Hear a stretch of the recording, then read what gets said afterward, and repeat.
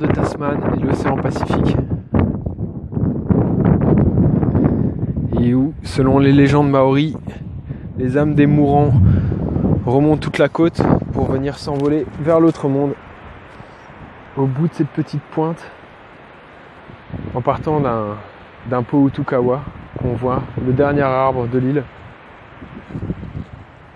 Je vous dis pas l'atmosphère ici. C'est vraiment superbe. Bon, je vais pas faire de topo sur les plantes qui se mangent aujourd'hui. Je pense que je vais juste me caler dans un coin tranquillement et puis profiter de la fin de la journée.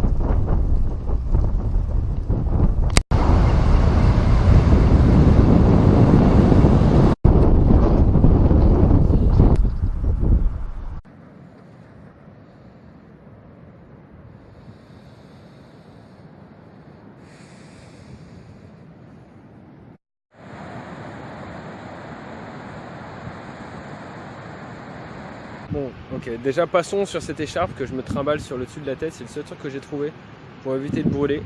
Et je pense que si les bédouins utilisent ce genre de procédé depuis des années, c'est que ça fait ses preuves. Donc l'idée en fait c'est que on trouve rien à manger sur cette plage à part du flax, du moins avec les connaissances que j'ai. Voilà, à la base des fleurs, tu peux, en tirant sur les étamines, tu as un petit nectar. Ce petit nectar est très sucré, très bon. Donc voilà, c'est le genre de truc qu'on peut trouver en Nouvelle-Zélande sur cette plage à partir de Kaprenga. Les connaissances que j'ai du mal à identifier quelque chose d'autre, sans doute du kelp, j'ai vu des méduses, quelqu'un m'a dit que c'était comestible. Regarde-moi cette bébête, elle est pas belle franchement. Mais très honnêtement, je m'y risquerai pas. Donc j'ai pratiquement pas mis de points au cours des dernières journées. Il fait chaud, il fait super chaud. J'ai pratiquement pas mis de points, mais ça c'est à peu près. La plage est là-bas. Là, je me suis enfoncé un peu dans les dunes. Il y a du flax un peu partout. Donc c'est les quelques points que je mettrai, ce sera sans doute que du flax durant les 2 prochains jours. Là, les fleurs sont un peu fanées. Donc c'est même pas la peine d'essayer de manger le nectar.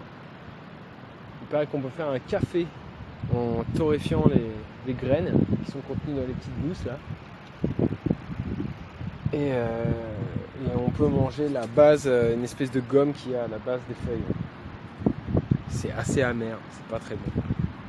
Autant dire que là, c'est vraiment en cas d'extrême urgence quoi.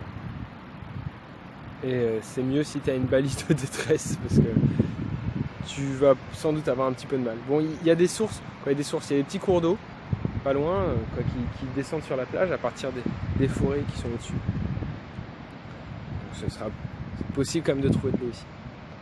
Bon allez, on continue la traversée de la plage, la traversée du désert.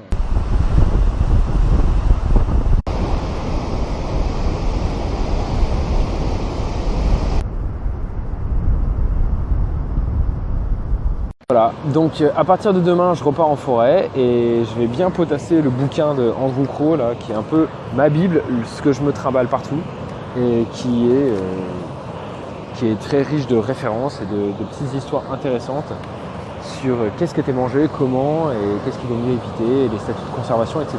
Super. Par contre, il faut s'accrocher parce que si t'as pas de copain avec toi, avec qui papoter, c'est une aventure intérieure. T'as le temps de... Il faut se les payer quoi, les trucs de plage. Ah, par contre c'est beau, hein. C'est beau, c'est tranquille, tu veux la tranquillité, tu l'as. Ah non, on va pas râler. Hein. Mais sérieusement. Quoi je veux dire, si c'est l'endroit où tu comptais te faire des potes, eh ben je pense que tu peux changer de stratégie. Hein.